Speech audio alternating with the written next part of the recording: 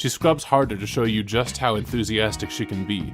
A delicate calligraphy-based rendering of the word globe gobbler disappears beneath her soapy hands.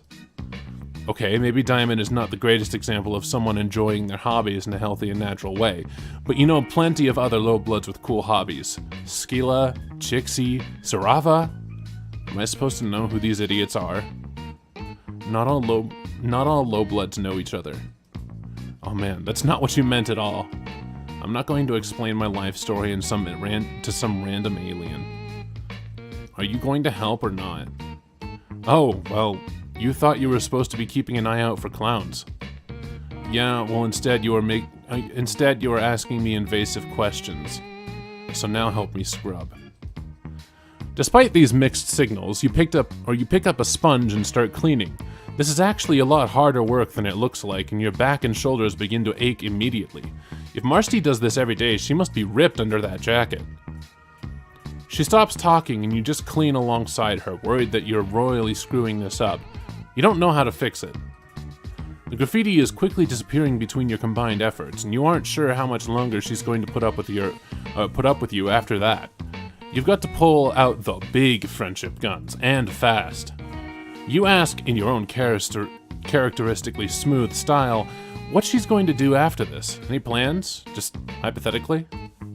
Who knows? Probably I'll just look for more shit to clean. Well, if it's just so... Well, it just so happens you know a lot of dirty places. Just exceptionally filthy. Oh yeah? Where?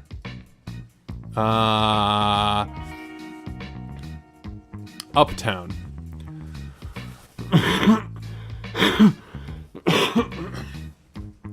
It just so happens that you have connections. Uptown girls. And boys. You ask Marsti how she'd like to clean a mansion.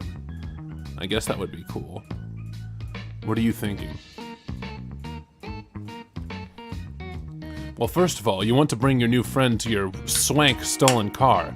Marsti doesn't seem that interested, although she does comment that she's never been in a scuttlebuggy.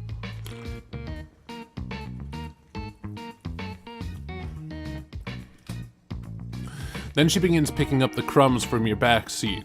You tell her she doesn't have to clean up after you. Bold of you to assume I'm doing it for you. You shrug.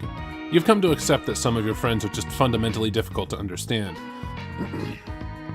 Some days, you really think you're beginning to get it, and next you remember that alien isn't just your immigration status. Marsti stares out the window as the houses get bigger and grander. The car passes beneath an archway and a light sweeps over the two of you. Marsti stiffens. You tell her not to worry, it's just a sensor to discern your blood color. Malik gave you plug-in to scramble it. No stress. Must be nice to have friends in high places. You ask Marsti where she lives. Wherever I feel like. Depends. So she's just like Diamond. Her hive was destroyed or possibly up a tree like Boldir. Although it's possible she was just fucking with you. I wish you'd stop comparing me to people like I should know what you're talking about. And no, my hive is fine. It just gets boring cleaning the same fucking building over and over again. You get how that could be cool, going from place to place. Like Diamond goes looking for meat, and Connell and Azda go for look for people to kill. Everyone here seems to be weirdly obsessive and hyperfixated. Maybe that's what happens when you bring up a bunch of kids in a robot-regulated world where the only rule is don't get cold. By the way, some of you are inherently inferior. Have fun. As you get closer to Zebra's hive, you begin to get chilly strut pods. What if he tries to make Marsti into one of his, guests? He has that weird thing for lowbloods. You figure she'll be safe if she's with you, but you aren't always the best at making good decisions when you have more than one friend to deal with at once. The sight of Zebra's Lucis glaring at you from an upstairs window clinches it. You can't take another condescending stare from Zebra Dad. Where are we going? I hope you weren't talking about this pathetic mess on the seat. Barely worth my time. You can make a better mess, you swear. Ugh, no. I don't want a staged mess. Fuck. Okay. Who do you know who is kind of a slob but also not a total piece of shit? Goat Dad lets you in with a hysterically happy bleat. Aw, missed you too, Goat Dad. Marsti weathers his snuffling and nuzzles, and when he tries to eat one of her rubber gloves, she scratches him behind the ears as a distraction. She gently removes the glove from his mouth. I need these, actually. He called a Gaelic, but he doesn't respond. Maybe he's out. The coffee pot is half full, but it's cold. Goat Dad bleats and butts you gently. Aw, poor guy, are you lonely?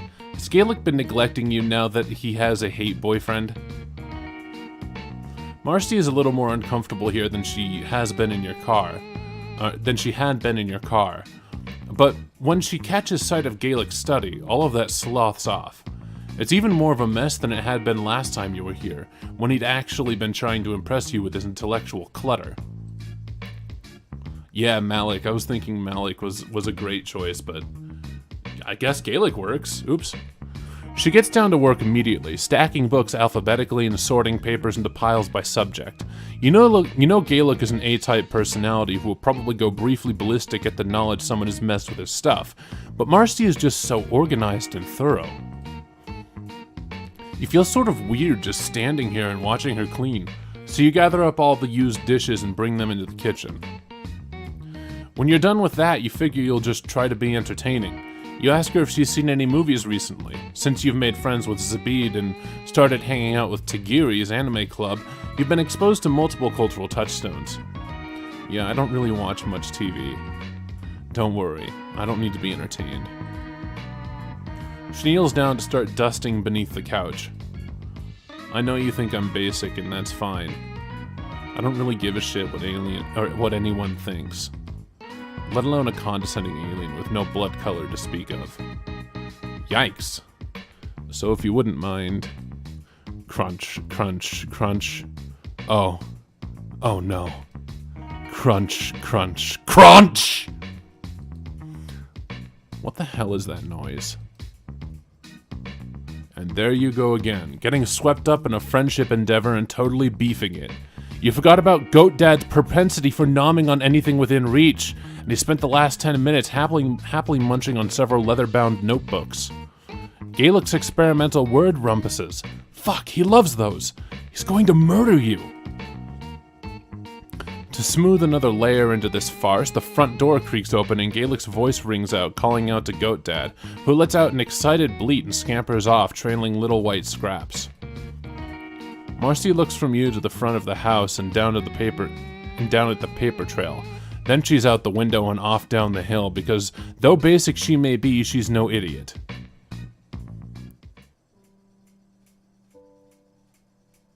Scamper. Oh, oops. Okay, well. Alright.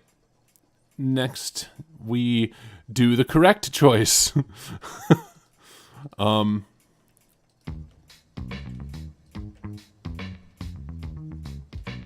Try downtown.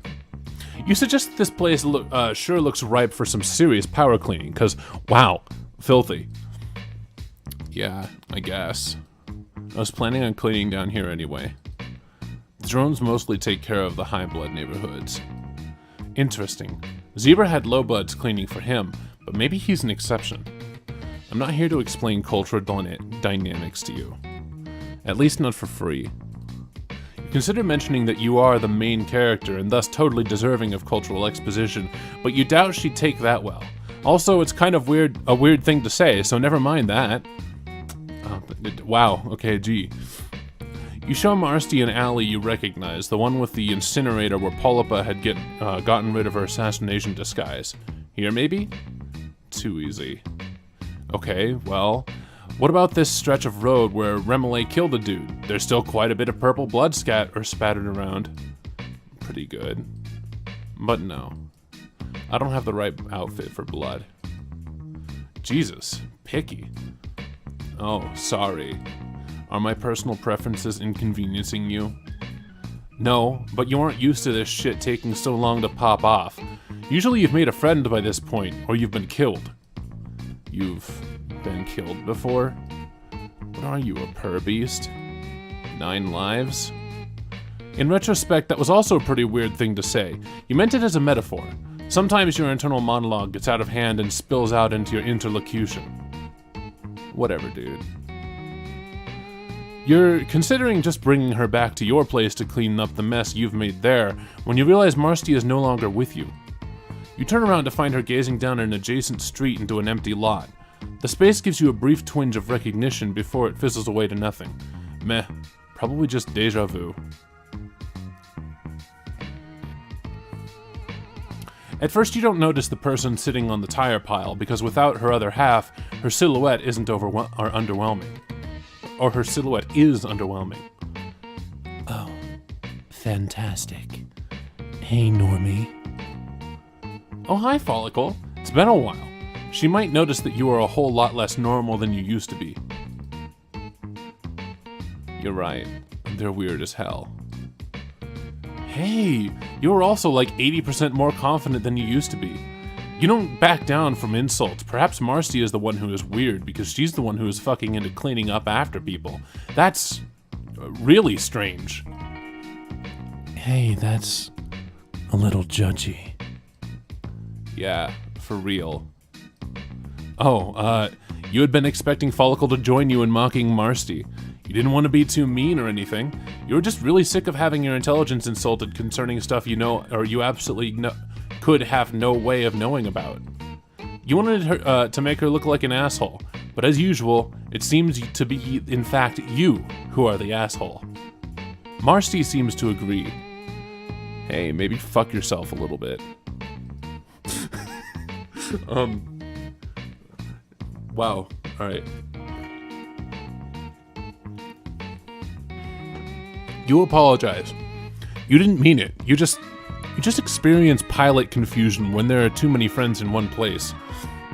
You're sorry. You didn't mean to insult her hobby, but she actually doesn't really seem into it.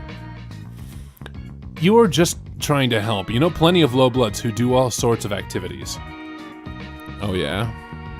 Who? Well, Follicle, for instance. She trolls... Wait, you need another word. She and her boyfriend, harass people, and they seem to enjoy that. Also, the Skilla and Chixie and Sarava, they all excel in their field to a certain extent. Right. So how's that going for them? Well, you deflate someone. Chixie gets skeeved on all the time, and Skilla constantly has to defend her home and Lucis against thieves. Sarava literally had to gouge out their own eye and downplay their psychic power. Vicaire, well, near you can tell Vicaire is having a great time falling off of cliffs and imagining the firmament above. He might be an outlier and therefore shouldn't be counted. While you're working through your apparent classism through navel-gazing monologue, Marsti is checking Follicle out. Like, really checking her out. Who the fuck are you? Follicle slaps Marsti's hand away. Keep your fronds to yourself. Marsti raises her goggles up to her forehead. You've got Void Rot. No shit, troll Sherlock. Marsti gives her another once-over. She looks impressed. You honestly can't blame her. If Marsti likes grimy things, well, Follicle is right up her alley. Dirt El Dorado. Selfishly, you wish you'd met Marsti back when you were more of a wreck at the beginning of your adventure. You're filthy. And you have no idea what you're talking about. Also, fuck you. Marsti touches her on the forehead. Slowly this... Host that gremlin down. Slowly this time, so as not to take her by surprise. Follicle resembles a nervous little bug trying to decide whether or not to scuttle away. Did you think the dirt helped keep you insulated? Oh my god. I can't change this voice. Alright. Did you think the dirt helped keep you insulated? It's actually the opposite of that. If you were less grimy, the energy transfer would be easier. Oh right, Coprum isn't here, which means her giant battery isn't here either. Yeah, I sent him out for takeout.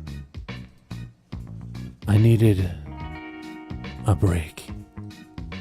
But won't she, die? Oh my god. The settings. Yeah, okay. Not instantly. Does your top die as soon as you unplug it? What are you, a fucking void rot scholar? What do you know? I know a lot of things. You ask Marsti if she's interested in medicine. Maybe she could go into that. Marsti rounds on you in stark irritation. This is the most emotion she's shown since you've met her. Whatever you're trying to do here, stop. I'm not stupid. What do you think they'd say if I applied to be a medic off-planet? They'd laugh their asses off and hand me a saturated scrub pole. And that's if they're feeling generous. This is what I do, so let me do it. Chastened and uncharacteristically speechless, you nod and let Marsti turn back to Follicle. You really don't want to just leave it like that, but maybe the truly friendly thing here would be to try, or would be less trying to improve your friend's life and just letting them live it. Demon had told you much the same thing all those months ago. That he's planning to just keep his head down and try to stay alive. It's not uplifting, but maybe not everything has to be. Marsti gives Follicle some advice as to the best way to make sure her body retains as much energy as possible. Follicle groans, and you're pretty sure that if she had eyes, she'd be rolling them. You do notice, however, that she listens. Marsti starts back down the sidewalk after that, pushing her scour tray in front of her. After a moment's hesitation, you follow, half expecting for her to get mad again. Instead, she just slows down so you can catch up. She's pulled her goggles back down over her eyes. You think they're probably more there for social reasons than protective ones. Sheepishly, you apologize for being a busybody back there. You're just really used to wanting to help people out. Kind of for selfish reasons, friendship reasons, but still. Yeah. It's fine. No hard feelings. You just like fixing things when they're busted, or when you've busted them through your own chronic idiocy. Sometimes you just got to do what you can. But you think Marsti might understand that a little bit. Yeah. I think I might.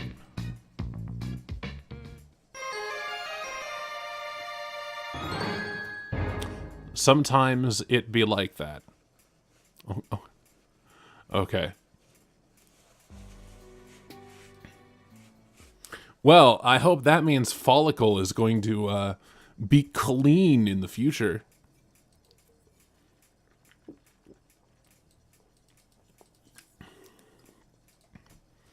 Karako Pierot. Having learned the dangers of using the public thoroughfares, you've taken to dodging down byways and skulking in rear areas, trying to spy out individuals who look ripe for friendship, like avoiding the more criminally insane denizens. Just now, you're following a winding footpath through the undergrowth, surrounding a neighborhood where the local hives are spaced far apart. You came creeping along this footpath for safety. You should have known better. The undergrowth here is like most of the other life forms on Alternia, evolved to ruthlessly purge the gene pool of the weak and the reasonable. Coiled, spring-loaded stalks with foot-long thorns flank writhing bushes with razor-edged leaves, which in turn crowd tentacled flora with toothed lobes, oozing liquid that hisses and smokes when it touches the ground. Extreme caution is needed, just as it's needed in every circumstance on this planet. While your time on Alternia has gotten you accustomed to injuries, you still shrink from being impaled on sprung thorns and dissolved in acid. You know what? Hold on a second. I forgot to do something I normally do when I'm doing this shit. Hold up. Ba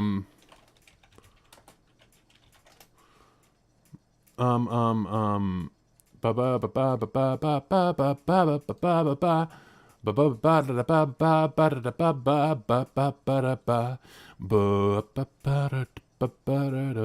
ba ba. I don't know what the fuck I'm doing. Okay. Marsti, she was that sign.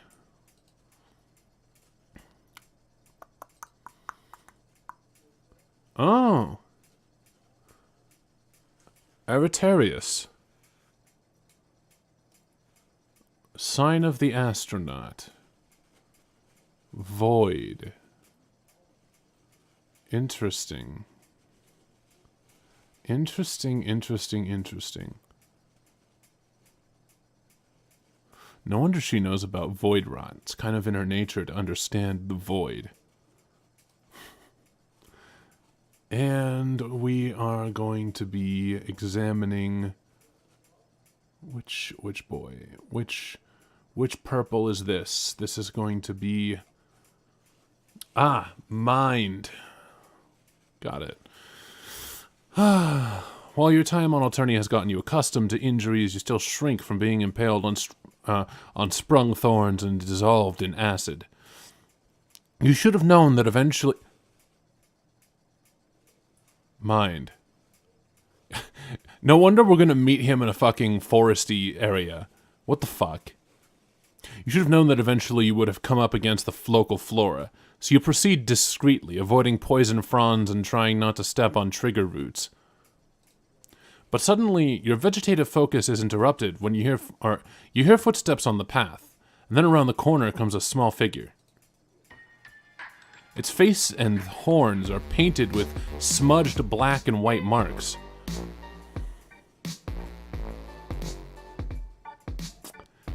Its diminutive physique, despite its diminutive physique, it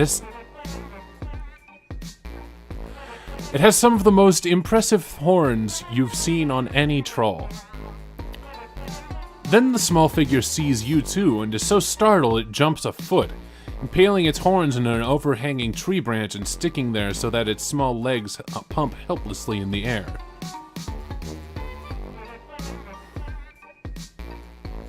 You know what? The music did it for me.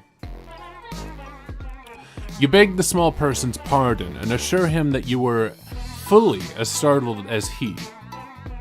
You go on to explain that you are not dangerous, but that even if you were, you would not want to come to strife with even a small person with horns of that size. Hunk? Hold on a second.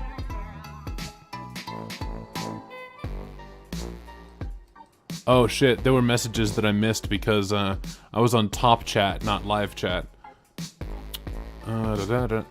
What is the... You know, Mycroft... Don't. Yes, you will be happy to help him down as long as he promises not to attack you with the many bladed weapons that are stuffed into his belt, or with the dozen cans of an inexpensive soft drink held in bandoliers across his chest. It strikes you suddenly that a neighborly gesture like helping someone whose horns are stuck in a tree branch can scarcely fail to kindle the light of friendship. You dare to hope that this will be the case now. Edging forward, you get close enough to see that around the small clown's neck hangs a dog tag or ID necklace. You tilt your head and crane your neck to read the writing on it. Karako Pierot. If lost, call Branya Ursama. Or Ursama. Suddenly, this all makes sense. This Karako Pierot must have been one of Branya's reject runt wrigglers, who, having grown to childhood under her tender care, has gone out into the world to seek his fortune. That would account for his small size, short legs, and small stature relative to his horns. You eagerly pull out your palm husk, happy for an excuse to pester your old friend, but you've got zero signal out here. You wonder if the surrounding vegetation eats palm husk signals, just as it looks like it eats everything else. You disappointedly slip your palm husk back into your pocket. Honk. You apologize for the delay, explaining that you were surprised to find that you appear to have an acquaintance in common, whom you hope will have time to discuss later. For now, you are ready, willing, and hopefully able to help him down. You hope he won't be offended if you slip behind him first. It's not that you object to bladed weapons or those who stuff dozens of them into their belts, but you feel that the ones he's wearing would ruin your look if buried into your torso, however unintentionally. You edge past the weapons, being careful also not to touch the spring thorns growing at the edge of the path or their trigger roots. Once you're behind Karako, you grasp his horns firmly and pull, withdrawing them from the tree branch and allowing him to drop lightly to the ground. Honk. Is that just all he's... You tell him that he's very Tell him that he's very welcome. Then there's a moment of awkward silence as you try to think of something else to say. Fortunately, your new potential friend is not as devoid of the social graces as you are, and gets the conversational ball rolling himself. Honk? You explain that you are indeed a stranger in these parts and that you actually don't fit into any of the hemospectrum categories. Wild, right? Although not quite as strange as you used to be, you like to think, or not quite as strange as you used to be, you like to think. You're really starting to blend in with the local color. Honk? Oh my god, is he...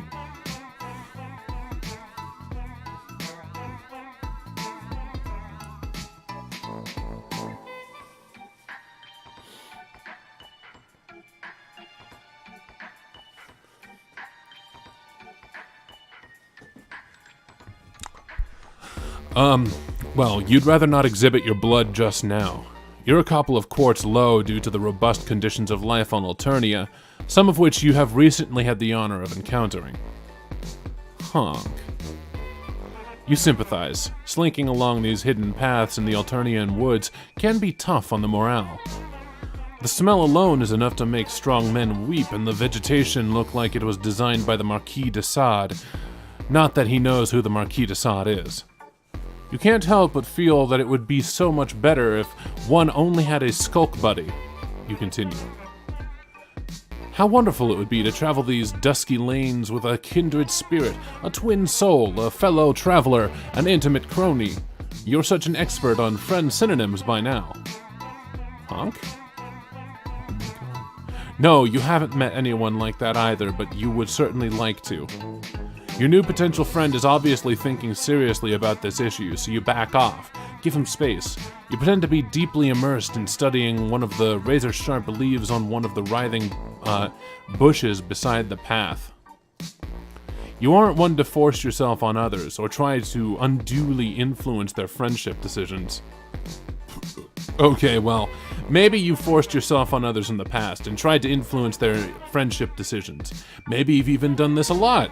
But you've recently evolved as a person. You now know that friendship is something that has to come authentically from within. Friendship is spontaneous. Real friendship sprouts naturally from the soil of mutual respect. The best friendships grow and ripen over years and are not rushed or forced. Of course, you've only known this small person for about 5 minutes, but you have to start ripening sometime. You're reflecting thus on the theme of friendship when a loud pours suddenly from the sky above you. It's a crackling, sizzling sound, like a chitinous thing with too many legs struggling in a hot frying pan. Karako jumps so violently that he nearly gets his horn stuck in the tree again. Looking up, you see a floating metal object, vaguely troll-shaped, but huge, faceless, metal, and with numerous sets of lightning bolt-shaped horns coming out of its head and neck. It's also not a very sparkling conversationalist. It remarks in a flat, echoing blare. It elaborates further. Honk!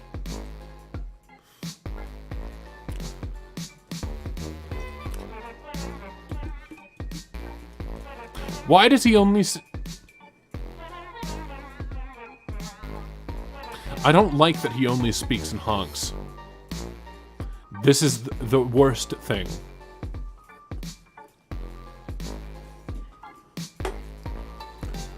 Run, a drone. You run in a wild panic. It's a drone. Even the Alternian badasses you've hung out with have been terrified of the drones.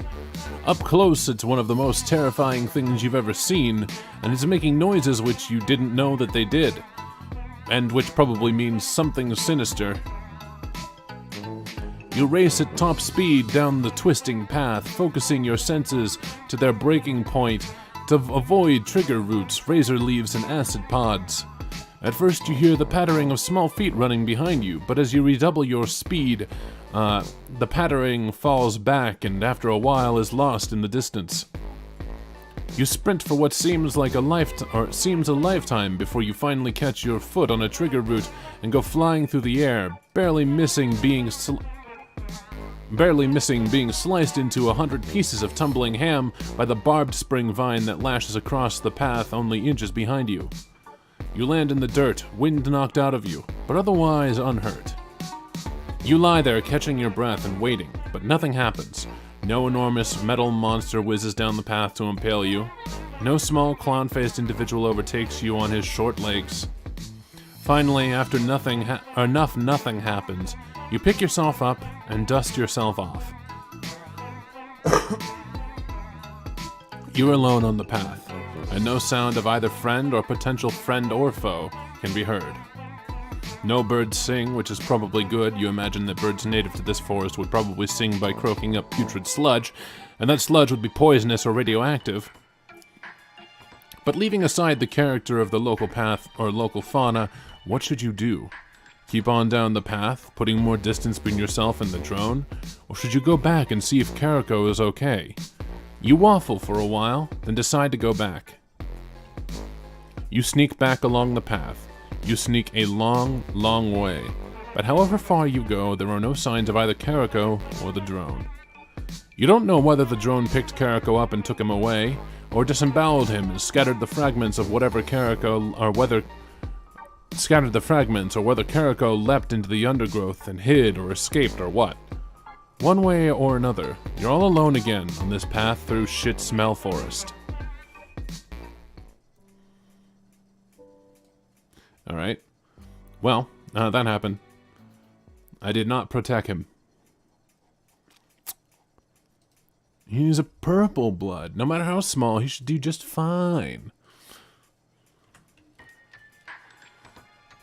Leap to your proto-friend's aid. You leap to your proto-friend's aid, thinking quickly. You push Karako against a large rock that juts out of the undergrowth nearby, and jump in front of him, shielding him from the drone with your body. You then pretend to be leaning against the rock in an attitude of tranquil repose. Several of the bladed weapons in Karako's belt poke you in the ass, but you don't let this show on your face. Instead, you yawn elaborately and check your wristwatch. You don't have a wristwatch, but you don't think drones know what a wristwatch is anyway. You pretend to smoke a non-existent cigarette. Again, you're not giving anything away, because drones don't know what cigarettes are either. But the drone has apparently taken an interest in you. It floats down between the trees and undergrowth and hovers above the path several meters from where you were pretending to relax. Against a rock after a long way of hiking through scenic shit-smell forest. It's quite a terrifying sight, actually. The drone observes soullessly, making Karako jump so that several of your internal organs are threatened. However, you maintain what you believe the local populace would call a stiff upper whistle pillow. The drone's blank metal head studies you, or it could be studying something in the opposite direction, or even taking the drone equivalent of a piss. You can't really tell from its expression because it has no features to make expressions with. This examination, or non-examination, continues for some time. But your diminutive potential friend is well hidden from view, and after a while, evidently concluding that you are an inanimate object that makes uncomfortable gestures with its wrists and fingers, the drone floats upward again, gaining speed until, with a drearily it whizzes off somewhere to find other hapless, non-standard citizens to euthanize. When it's gone, you stand away from the rock and rub several sore places that have been pierced by bladed weapons. You turn to Karako to comment on the recent fervor, but stop when you see the look he is directing at you. A warm and admiring look, an affectionate and esteeming look, a look of friendship. Your first impulse is to throw your arms around him and lean in, but on second thought, remembering his pants arsenal, you put out your hand for a warm handshake. Victory is so close. But before you can seal the deal on this sweet friendship transaction, you hear disturbance further down the disturbance further down the path.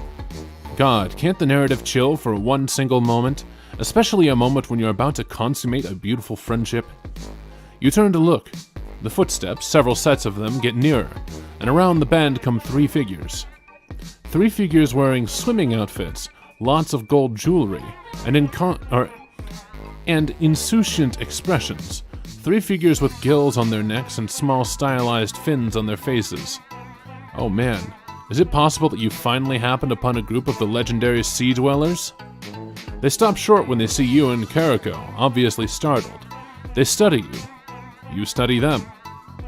The fin-head interloper 1, in a one-piece and diamond earrings, whispers to her companions, and all 3 burst out laughing. Fin-head interloper 2, in a violet wetsuit and rings, slaps... Hold on. One-piece and diamond earrings... Okay. Violet swimsuit and rings, slaps her thigh, and fin-head interloper 3, in checkered swimming trunks, holds his sides. Part of you is relieved. Laughter drives out the devil.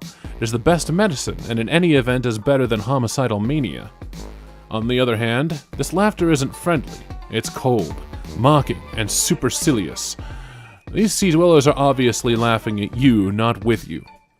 You notice Karako's cheeks flushing purple under his face paint, and his jaws clenching. However, he just stares with stony dignity at the interlopers. This just makes them laugh harder. The first Sea Dweller says, "What are you two supposed to be?" "Shrimp Cassidy and the Squamous Kid," says her second companion.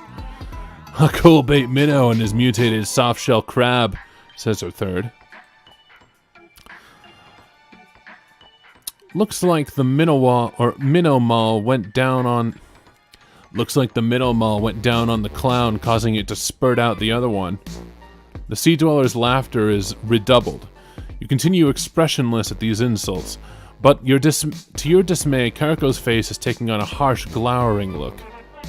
You guess that such a tiny dude has probably been victimized by bullies his whole life, and, as you happen to know, there are no bullies like Alternium bullies. Honk. You tell him to let them talk all the shit they want. Don't let them provoke him. They're trying to get him to do something stupid. If he doesn't react, they'll get bored and go away. Honk. No, remember that drone? It's probably still around here somewhere. Touch a scale on their heads and you could be rendered into Mother Grub feedstock. Hey, bottom feeders, no whispering when you're in the presence of your bathers. Oh my god. And you, little buoy, put a respectful expression on your recognition surface. Be more like your friend, the slender manatee over there. In fact, why is it you two are still perpendicular? Oh my god, do all Sea Dwellers do these puns? In the presence of Sea Dwellers, you should be bowed at right anglers. The first Sea Dweller seems to have an affinity for cheesy ocean puns. You bow to the Sea Dwellers. You have your dignity, but you also like not getting killed. Karako remains stubbornly upright, his face getting angry and purpler at the moment. The bladed weapons in his belt jingle from his enraged trembling. Oh, see the little clownfish, he's getting angry. Looks like he's gonna shit his pants. What did I tell you about your face, boy? Didn't your Lucis teach you anything? I doubt he even has a Lucis. A self-respecting Lucis would never let a shrimp like that out of the hive. Unless his Lucis is just as defective. The Lucis cracks are too much for Karako. Ignoring your hissed warnings, he suddenly leaps, snarling into the air, draws bladed weapons from his belt in each hand and hurtles toward the Sea Dwellers. just imagine some enraged honking noises. He's really honking at them.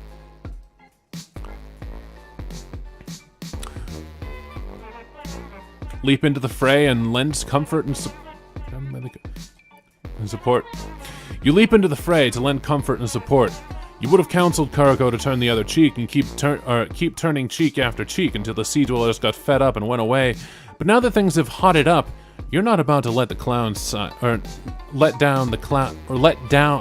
You're not about to let down the side. What? Karako crashes into the sea dwellers, his bladed weapons whirling like a blender. You scamper close behind him and kick someone in the shin. It hurts your foot, but doesn't seem to have any other effect. These sea dwellers are made of tough stuff, or you're extremely flimsy. Signs have recently pointed to the latter. Your next sortie is more effective, however. Thinking quickly, you pick up a rock and throw it at the trigger root of a spring thorn growing along the path next to where the violet bloods are enduring Hurricane Clown. The coiled stalk springs out, impaling the dude with a dozen-foot-long thorns. He's thrown off balance and violet blood begins to flow copiously down his body. That's a hue you haven't seen before. Kinda pretty. But these sea dwellers are made of tough stuff. He yanks the spring thorn stalk away from him, pulling the thorns out and flings it into the woods. Then he takes out a pocket handkerchief and starts patting his injuries gently. Meanwhile, Karako's bladed weapons have not been idle, and the other two sea dwellers are likewise leaking violet blood. But these bastards are hard to kill. You remember Paula telling you that. As you watch, one of them grabs one of the bladed weapons from Karako's hand and buries it in Karako's stomach. This, unsurprisingly, is distracting for a poor little clown, allowing two of the finny sons of bitches to grant handfuls of bladed weapons from his belt and bury them in various parts of his body. You dance around, delivering harmless kicks and curses. Karako is still waving his weapons, but he seems to be waving them more slowly now. Then, as more and more bladed weapons are buried in his body, he seems to lose focus. The weapons he's been brandishing fall from his hands. Finally, he falls to the ground in the center of a spreading pool of purple blood, twitches feebly for a minute, and then is still. You stare in disbelief at the corpse of one who, if he had been spared just a short while longer, would have been your friend. One despised and rejected, a clown of suffering, familiar with pain. They had flogged him and mocked him and spit on him, and then killed him. You struggle to come to terms with this. While you're doing that, one of the remaining sea dwellers grabs you by the hair and suplexes you into the ground. Your head snaps back and pain explodes behind your eyes. You are left lying on your back and trying to stay conscious, which is why you have a good view of what happens next. In the dark sky above you, something opens. Something even darker than the sky. A hole, like a cave in the clouds. It widens until you can see that in the cave a carousel with wooden horses mounted on brass posts rotates, the horses plunging up and down in time with carnival music played by a mechanical organ. Riding the horses are naked store window mannequins, their legs slung awkwardly over the horses' backs, their stiff arms down by their sides in whatever pose they were created, their horns huge and wildly shaped. In the darkness above the carousel, other naked mannequins with plastic wings tied to their backs are supported on wires, and above these, in turn, a net of white Christmas tree lights twinkle against the roof of the dark cave or circus tent or whatever it is, throwing their dim starlight illumination down on the rotating carousel. As you watch, two of the winged mannequins break loose from their wires and fly down from that dark region into the night sky in the dimension Alternia occupies. They maneuver until the stiff hands on the ends of their stiff arms are underneath Karako, and then they lift him up into the sky, into the dark carnival. You hear a last faint reviving honk as they set him on one of those wooden horses, and then the hole in the sky closes, and there is nothing but the night sky above you. All is silent and still again. An odd feeling comes over you. You don't think you've ever felt such a feeling, just the reality of how utterly insignificant you are. Sure, you've spent the last few months wandering with no desire but the desire for connection, and you are, in a way, a being unique in this galaxy. But honestly, what does that even mean? You flit in and out of people's lives. They're 1 minute, gone the next, always moving from friend to friend. You are, for all intents and purposes, a virtual non-entity, a bland point of view vector, a neutral second-person narrator, barely coming into the picture, a retiring entity expressing only a simple one-dimensional desire for friendship. But just about now you feel that things have gone pretty far, and just about now you feel that you have had enough. Enough of arrogant high bloods. Enough, in fact, of short-wavelength hemotypes carelessly and without compunction killing and maiming and exploiting those of lower wavelengths, of a survival of the fittest regime that seems to come down to survival of the most violent psychopaths. Is this a moral universe or is it not? You ask yourself. Are repulsive cruelty and sickening evil punished in this universe or are they not? Does an ethical force operate in this universe, or does it not? You don't know the answer to these questions, but you do know one thing. You intend to depart for once you're one-dimensional persona. You intend to punish repulsive cruelty and sickening evil if it comes within your ability to do so. You intend to create an ethical force field in your local region. You intend to exert some moral gravity right around where you are if possibly can. And you realize that this odd feeling you are having seems to be drawing moral Higgs bosons out of the moral ground state, and right out of the fabric of this multicolored blood-soaked planet that heaves under your feet. You take on the aspect of clown sarker. Seizing 2 cans of inexpensive soft drink from where they fell from Karako's bandoliers, you shake them and pull the pins. Then, with malice aforethought, you direct the twin streams at the sea dwellers. You smell banana and strawberry as the deadly streams play upon them. Already weakened, they fall back with cries under the withering onslaught. As soon as the streams slacken, you take up 2 more cans, shake them, and deal out death to the unrighteous. You smell peach and diet root beer this time, but no pity softened your heart. You wouldn't care even if there were if it were pineapple watermelon you were spraying on these brutes. But these finheads are made of tough stuff.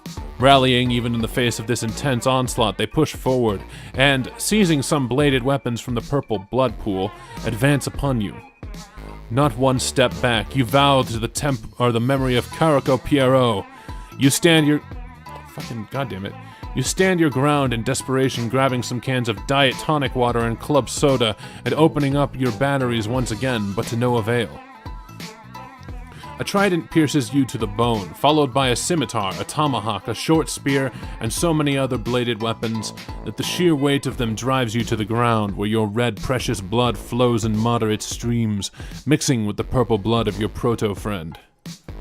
This is the end, you realize, but you are glad you died in righteous battle. You are glad you created even the tiny, sputtering, temporary moral force field in your local region that you did. You can feel your life and narrative point of view slipping away, but you are content. Yet, what's that you see above you now? A dark space has opened up, even darker than the night sky, and 2 stiff-looking winged figures are descending. They land next to you and gently place their stiff hands under you. Then they ascend once again, lifting you higher and higher into the darker space. As you pass the boundary of the heavenly carnival, your life seems to revive within you, and as the fabric of the place closes around you and the 2 stiff mannequins place you on a carousel horse next to Karako, you realize that planets, universes, dimensions, realities, powers, principalities, and cosmos come and go. But friendship is forever.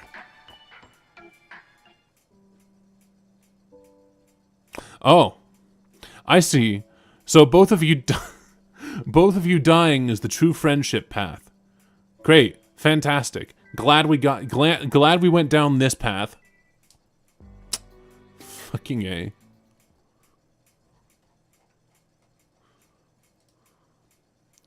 We have to finish off the second bad ending, or whatever kind of ending it is. Grab him by the coattails and try to keep him from precipitating a disaster. You leap forward and grab Karako by the coattails, or by his belt. You aren't exactly sure what a coattail is. Jesus, he's strong. You can barely hold him. It's like trying to restrain a small truck. His legs rotate wildly, kicking up a cloud of dust, and he brandishes his bladed weapons wildly in the direction of the sea dwellers. After a startled moment in which they jump backwards, the sea dwellers have started to laugh again, coming up with more stupid insults and fish puns. Alright, yeah, it was the bad end theme, but it was like... it was technically happy and also spiritual, so whatever. This is not helping. Karako runs twice as hard, honks twice as loud, shakes his weapons twice as threateningly. Hey, hey, you shout at Karako, trying to be heard above the fracas, holding on with all your might and digging in your heels. You have half a mind to just let him go, to pay the sea dwellers back for their insult, but you try to keep a cool head. You're doing your proto-friend much more good trying to restrain his wrath. You've now succeeded in wrapping your arms all the way around him, and now you get in front of him, holding him back with straight arms, bellowingly soothingly into his face and trying to avoid the bladed weapons he is brandishing. But it's not working. You can see from the contorted features, the bared teeth, the distended nostrils and smoke coming out, the blazing eyes, that Karako is getting more and more enraged.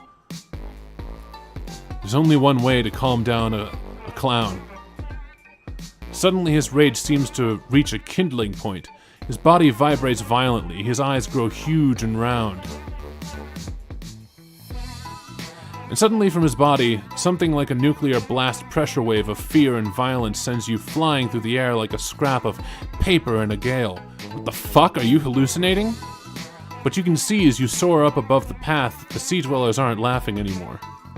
In fact, they're screaming in terror and fleeing wildly, blundering into razor leaves, being impaled by spring thorns and burned by pod acid, and generally receiving the stern retribution that awaits assholes. Then your head collides with a tree branch and you are rendered unable to narrate for a while.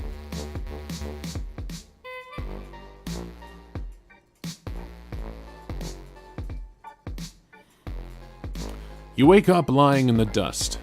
As consciousness returns, you realize that you're lying on the path, and as it returns further, that a small clown-painted figure is seated next to you, quite calm now.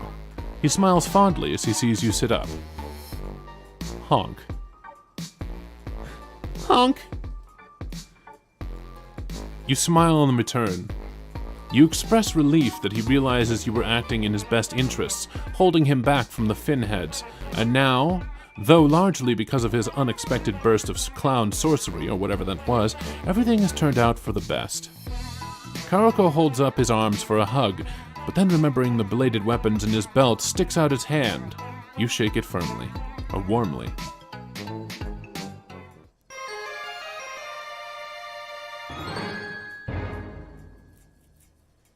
Okay, so that was the good end, but that was shorter. And slightly less, what's the word? Emotional, as it were. So he let out the purple blood rage and fucking fucked them up. But you know what? I think from a lot of that exposition there, that our main character, the MSPA reader, is of the void aspect.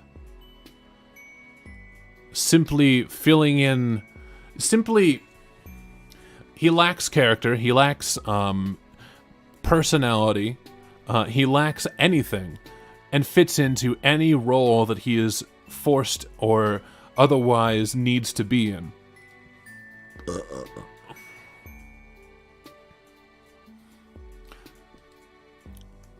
So that's kind of funny. Void seems to be a sign of adaptability, because void is what everything else lacks. So therefore, if the situation calls for something, because if the situation lacks something. A void player. A void player fills in that void. I think that's fitting. So that was our little exploration into the world of a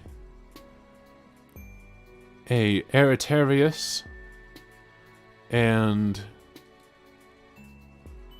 a Caprera.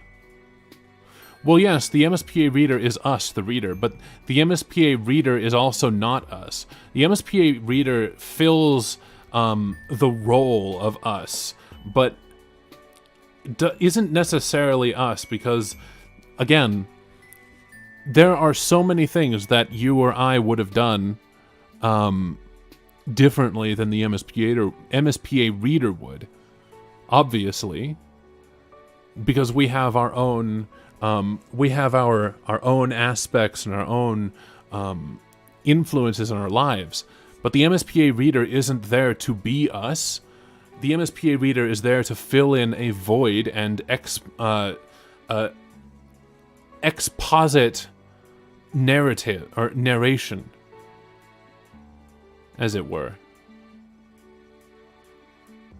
You know what I mean? So I think that the MSPA reader is that.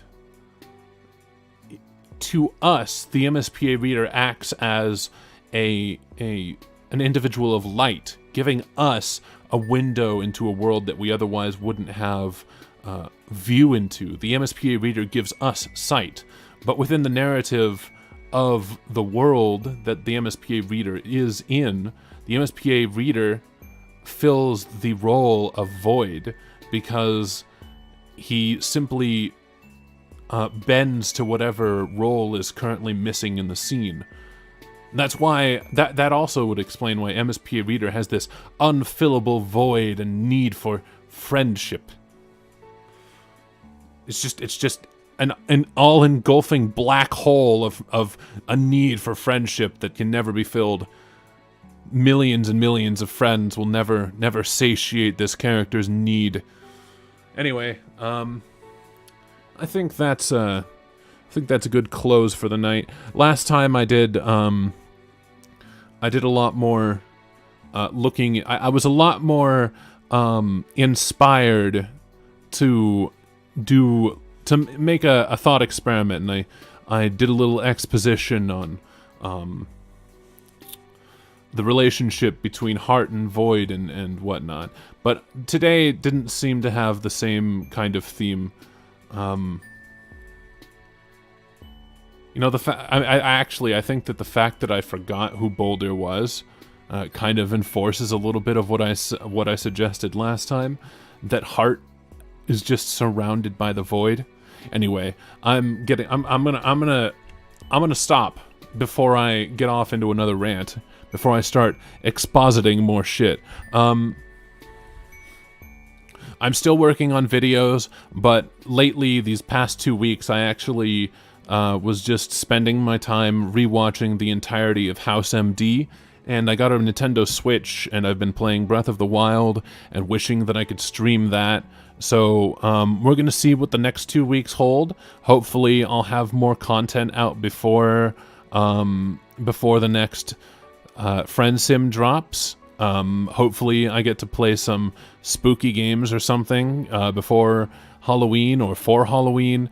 We'll find out. But until then, thank you guys so much for dropping in. All of my links are in my About section on YouTube, so go ahead and just drop in there if you feel the need to support me in extra ways, and I'll see you guys next time. Have a fantastic day.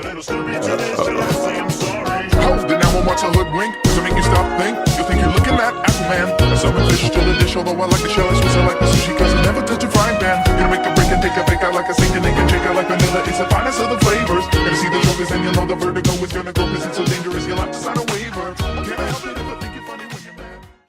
He's really honking.